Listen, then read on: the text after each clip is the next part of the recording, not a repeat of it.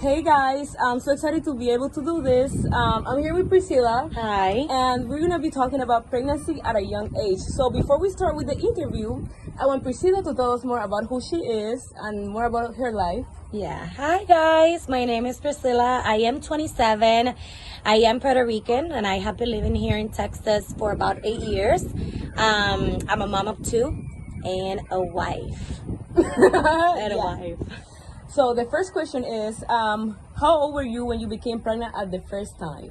I was 17. Well, I was 17 when I found out. Yeah. But I was 16 when I became pregnant. It was around my birthday. My birthday is at August 13.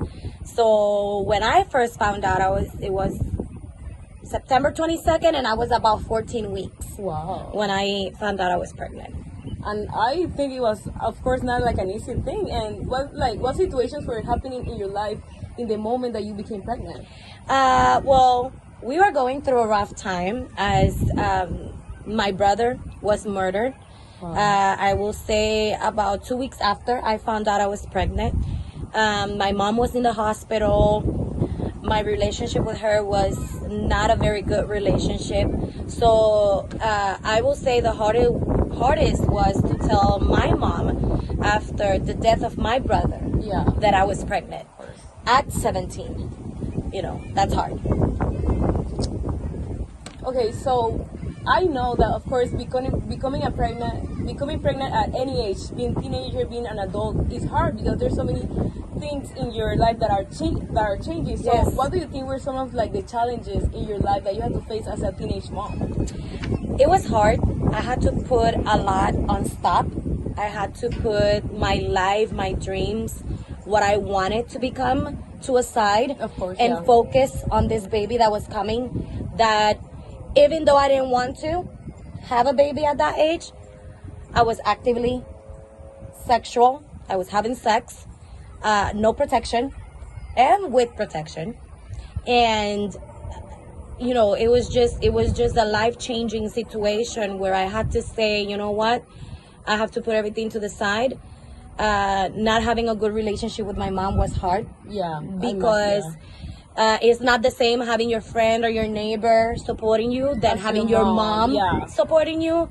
So I think one of the challenges, the biggest challenge for me was not having the support of my mom since the beginning, because obviously it was a hard pill to swallow.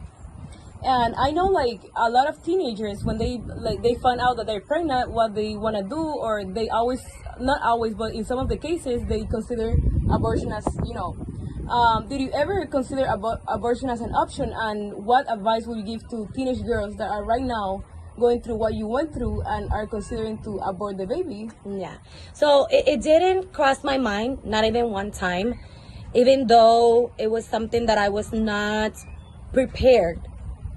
I was expecting to get pregnant at any time, because the consequence of you being actively having sex and no protection, and again, even with protection, is for you to get pregnant. So even though I was not prepared, I knew it was gonna come at one point, but it never crossed my mind. I feel having the support of him as a partner, as a boyfriend, and having his family support me, and eventually obviously my family support me, obviously having that made me understand that even though it was gonna be hard, and obviously 16, 17, having a baby, I'm a baby myself, putting my dreams and everything aside, that I was going to be fine. So it never crossed my mind again. I don't think once we talked about me having an abortion, not even with him, in our room, in our privacy. Yeah. And at the end of the day, I was having a baby, and it was a product of the love that we had for each other. Yeah. It was 3 years after. Since we met, boyfriend, girlfriend, 3 years after. So it was 3 years already of relationship that we already had before I became pregnant with my son. So I think the only advice I can say is just learn to have people that add to your life, not that takes away. people that will come to you and not give you good advice and say, oh, your life is ruined, oh, you're crazy, or you're not gonna be my friend anymore, or they stop talking to you because you became pregnant. They were just people not meant to be in your life. And I think surround yourself with positivity and keep your head high. Yeah. I think keeping your head high and your self-care high will help you also understand that not because you're going to be a mom at 17, 16, 15, it means that it's going to ruin your life. It's going to be hard. It's going to be even harder. Take care of yourself, taking care of a baby, but it doesn't ruin your life. And I, like, me as a teenager, like, I would not imagine myself being, like, pregnant right now. I don't know how that would, like, you know, how would I do that? But I think that, like, having that support in your life, it makes you see with another perspective. Yes, definitely. It's not easy, but you see, like, in a different way, you know? Yes. And, like, having the support of your family, friends, I think that is very important, not only as a pregnant girl, but, like, every time in your life. And, okay, so I know that, like, pregnancy is hard, and like there's things that of course in your life are changing. So what were some of the plans or dreams in your life that you had to set aside because you became pregnant at a young age? I will say, like I mentioned earlier, I had to put myself not on a second or third or fourth or fifth stage. I had to put myself all the way to the back. Obviously, having a baby, that baby is your priority number 1, 2, 3, 4, 5, 6, 7, 8, 9, 10. So having a baby showed me that even though I had to put my career, that was one of the things, because I wanted to be a nurse and I had to put that to a side. When I became pregnant, I was like, what can I give this baby that I know it's going to be just enough? And obviously, coming from a family that is active military, uncles and my dad and Ivan's family too, I was like, well, the army, that's the perfect option. And then when I had him, it was like, oh no, this is not happening. This is no. So my dream to become or part of the United States Army, armed forces, was crashed. And when you become a mom, there's sacrifices that you have to make, but I was not willing to make that type of a sacrifice to give him a future. I knew that if I worked hard and that if I decided to, after maybe now that he's almost 10, obviously I was gonna have enough time to kind of think what was my plan.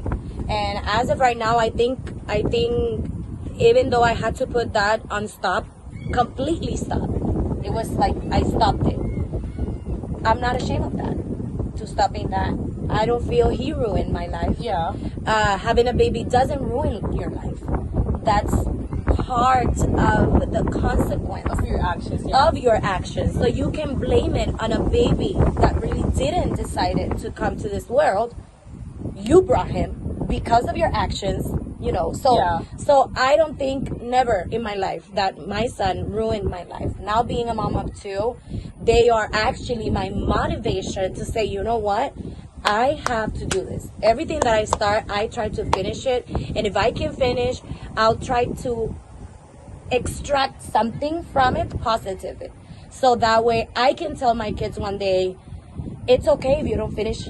It's okay if you're not, it's okay if you don't fulfill your dream, as long as you try it and you give it your 300%, you should be fine. And it's amazing what you said, because I know it took a lot of maturity to make that decision, because I know, like, a lot of teenage girls, they give that responsibility to their parents or to another people. They're like, I can't do this, but you took the charge and you said, you know what, I'm gonna do this. You have to. Again, I feel, and I'm not against people that do it, because there's circumstances that I will totally understand. But again, I feel that if you knew what you were doing, you know what the consequences. There's no other consequence that can come after being actively sexual.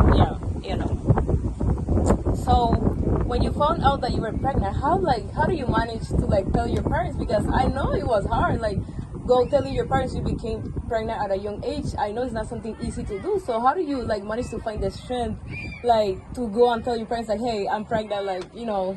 So obviously telling you guys the story of my mom. My mom was in the hospital actually whenever I found out, because the death of my brother was pretty hard on her.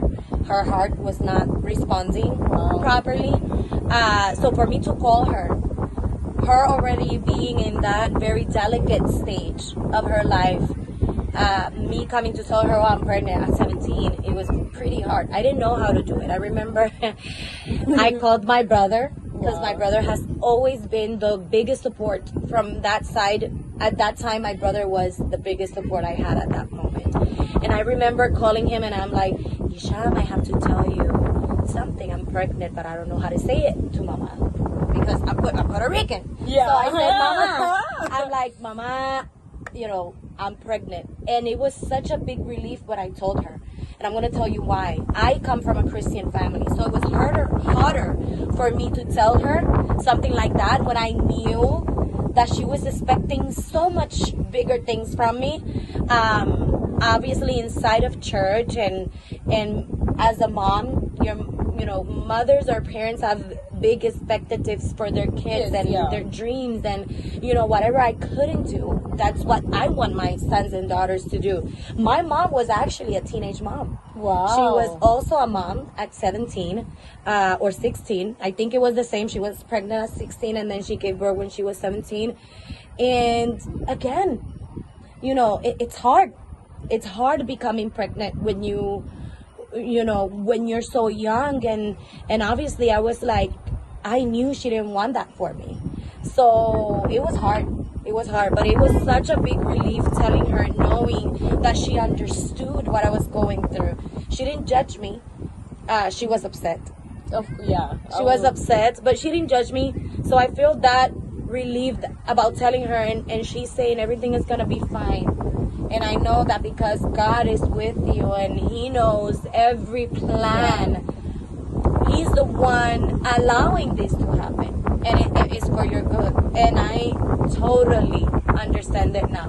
Maybe at that point I was like, how the heck God is going to want me to go through this? But at the same time, thank God for that, because that makes me the woman I am today. Exactly. And in the moment that you became pregnant, were you in church, inside of, like, were you going actually to church? Yes, I was. And it was horrible because I was a leader of the Jews. Wow. So all the Jews was trying to follow my steps. A lot of them will come to me, oh my God, Priscilla, you sing so beautiful. I want to be like you one day. And in the back of my head, I was like, no, you don't want to be like me. Because I'm here now singing. But then when I go home, I'm doing things that I'm not supposed to. So also that, but I have to say that thank God for my church in Puerto Rico, because as soon as I told them, they were so understandable. I felt loved. Obviously, I had to give away my leadership, but I still felt so loved. And for a pastor to come to you and say, it's okay, these things happen, without judging you. When that happened, I understood for real that in that church, what they gave to the people was literally the love of God. Because again, and I don't want this to become a preaching session or something, but it is. At that point you understand that definitely God loves you no matter what. Even though I was preaching His word and being actively sexual without being married, knowing that I was doing that, I felt His love. So it was so real. It was, oh my God. So it was hard, but. And I ask you this because I know that a lot of teenagers, when they do things wrong, they become pregnant or anything, and they're in church, they're like, you know what, I need to leave church because they're gonna judge me, because I can't get closer to God because I'm making so much mistakes. I better back up and leave. I'm leaving because I know these people are gonna judge me. And it's good to find out your church gave you the support to know sin is not something that pleases God, but even though we sin and fall, He's still there for us. Okay, you did it wrong, that doesn't make it okay. That is not it doesn't give us an opening to keep sinning and sinning and sinning, but to know that He's still gonna be there and you did all those things, but I forgive you. the Definitely. mercy that he, that gave me strength to really get closer to him. And at the end of the day, the pastors were like, you know what? Get married. And I remember I started dancing with this huge belly again. And I was not in the youth anymore, obviously. That was a big step, a big step for me to leave youth and become an adult forcefully. It was forced. I had to understand I was not a teenager in their eyes anymore because I was not giving a good example, obviously. So, but at the same time, I felt that loved, and I felt that, that they were so understandable of, you know what, we understand you did it. We're not going to kill you for it. But it's not like that everywhere. That is true. It is not like that every time. So obviously me having that privilege, it was awesome. And what advice would you give to sexually active teenagers or a teenage girl that is pregnant right now? Actively sexually, don't do it. Stop it. It's not necessary. You're not going to die. Don't do it because, oh, my friend does it, I'm going to do it. Because at the same time, I was lucky. Yeah. And I don't call it luck, Angela. I call it blessing. I was blessed that Ivan, that's my husband, decided to, you know what? Yeah. We did it. We have to confront it. We have to face it. That's the reality. He's not running away, and then he didn't run away. He was extremely supportive. So I'm grateful for that. But not everybody stays with you. Yeah. I lost a lot of friends. A lot of family stopped talking to me. I didn't even tell my dad. Wow. Because we didn't have a relationship at all. My dad knew because my stepsister was pregnant at the same time. We were about a month apart. Yeah. Wow. So he knew it because she showed him a picture. Because she was living with my stepmom and my dad at that time when she became pregnant. And I have to say, don't do it. If you don't have to, don't do it. At the end of the day, having 30 an hour, 2 hours of pleasure, it will not be enough for you to put it side to side whenever you have a baby. Having a baby is a responsibility for life. For life, unless you decide to give it away. And if that's your decision, that's fine. But at the same time, that baby doesn't have anything to do with your decisions. Yeah. So I will say, if you have to stop it. If your boyfriend or girlfriend says no, if you don't have sex with me, that's your, how do you call it? That's the way that you're gonna tell me if you really love me. Yeah. That's your proof that you love me by having sex. Don't do it. That's not love. They don't love you if they ask you to do They just want pleasure. They just want pleasure. So if you're actively doing it, don't do it if you don't have to. You really don't have to. Yeah. Don't do it. But if you do, try to use protection. I feel communication is key.